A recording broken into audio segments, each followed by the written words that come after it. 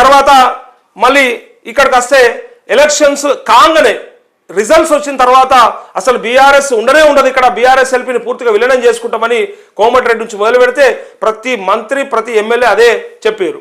ఏం జరిగింది? ఏమన్నా జరిగిందా? ఏమన్నా మార్పు వచ్చిందా? మరి రాలేదు. ఇప్పుడు ఒక్క ఎమ్మెల్యే కోసం మాట్లాడుతూ ఉన్నారు. బండ్ల కృష్ణమోహన్ రెడ్డి గద్వాల నుంచి చేరుతాడు అని చెప్పి ఇప్పుడు ఊహిస్తూ ఉన్నారు. ఏదో చక్రం తిప్పుతున్నారట. చక్రాలు బొంగరాలు ఎమ్మెల్యేల మీద తిప్పాల్సిన అవసరం లేదు. మీ చేతుల అధికారం ఉన్నది, అవకాశం ఉన్నది. ప్రజలు 5 సంవత్సరాలు ఇచ్చిర్రు.